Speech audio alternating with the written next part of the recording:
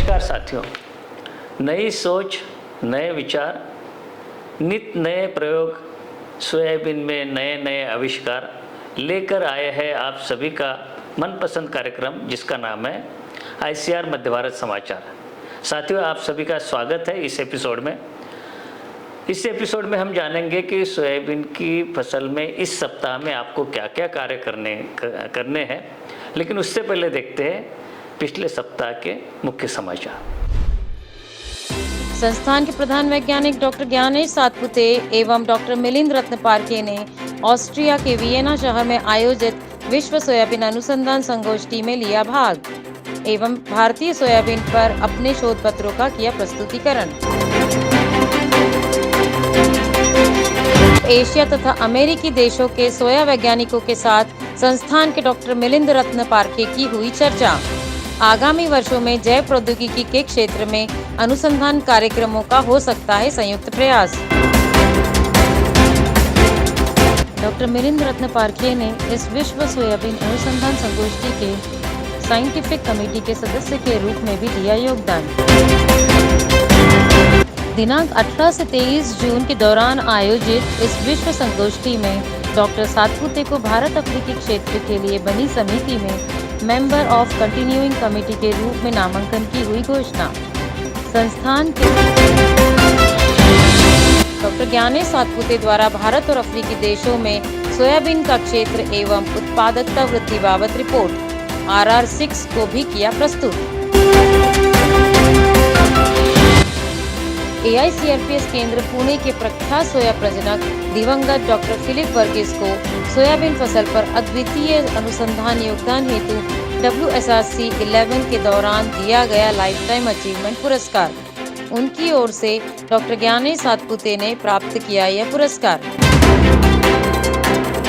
राष्ट्रीय एवं अंतर्राष्ट्रीय पुरस्कारों से सम्मानित संस्थान के आर्टिस्ट एवं फोटोग्राफर डॉक्टर DN बारस्कर हुए सेवानिवृत्त। संस्थान के प्रारंभिक दिनों से ही जुड़कर दिया संस्थान की गतिविधियों में महत्वपूर्ण योगदान। सोयाबीन अनुसंधान परिवार की ओर से डॉक्टर बारस्कर को अनेक शुभकामनाएं।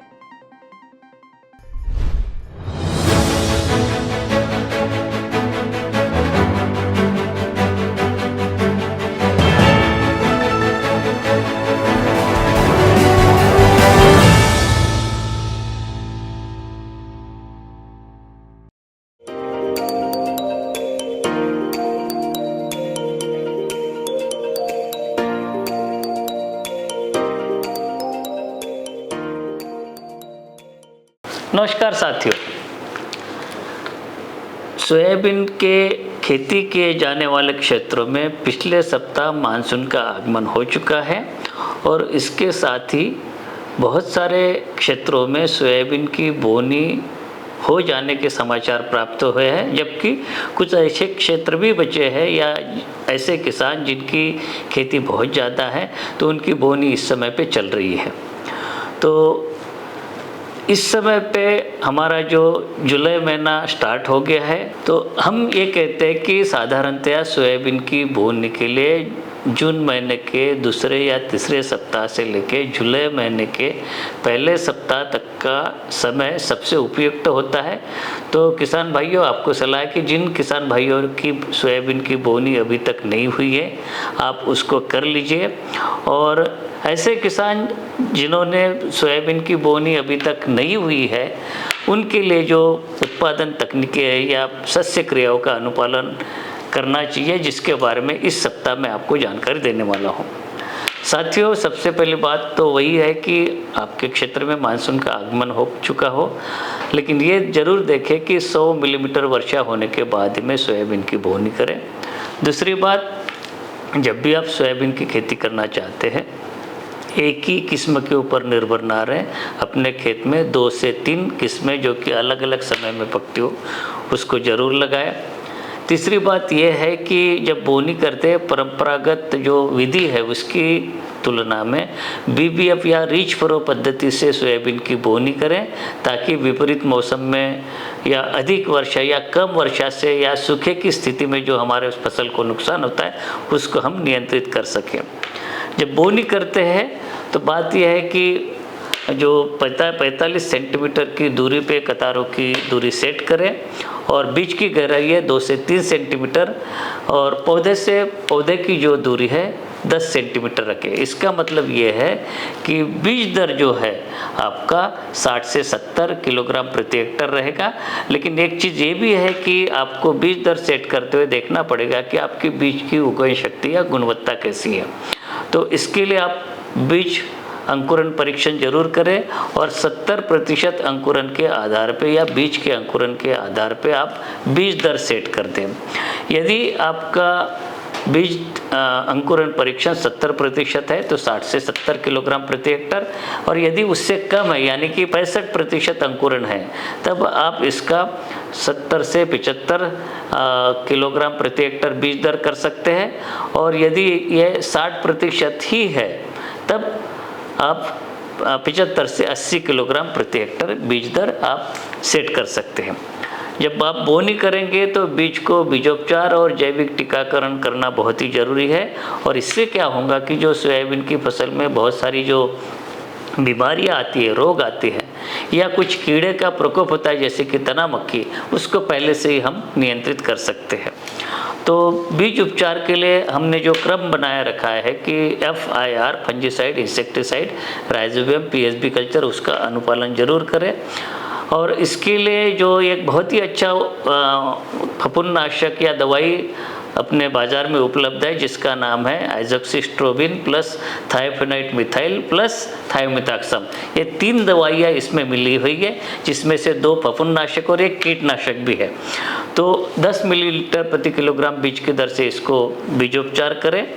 और ये अगर करने से आपका F और I फफूंदनाशक और इंसेक्टिसाइड दोनों चीज़ों से आप बीजोपचार हो जाता है।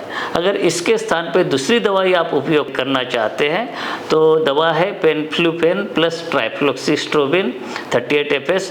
इसकी मात्रा लगेगी 1 मिलीलीटर प्रति किलोग्राम बीज, या जो परंपरागत रूप से अवेलेबल जो फफूंदनाशक है, कार्बोक्सिन है, थायरम है, उसकी जो है 3 ग्राम प्रति किलोग्राम बीज की मात्रा लगेगी।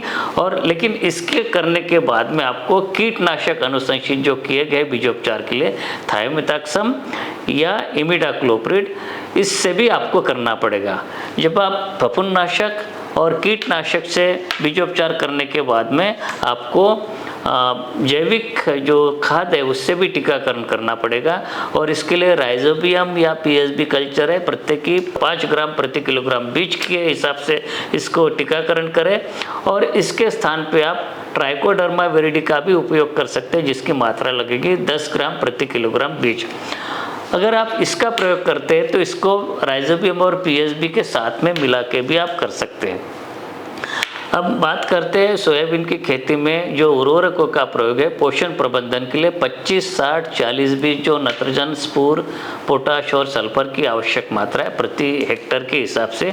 और इसकी पूर्ति के लिए जो विभिन्न उर्वरकों के कॉम्बिनेशन दिए गए हैं इस समय पे आपको स्क्रीन पे दिए जा रहे हैं। इसमें से कोई भी एक कॉम्बिनेशन आप लेके अपने खेत में डालें।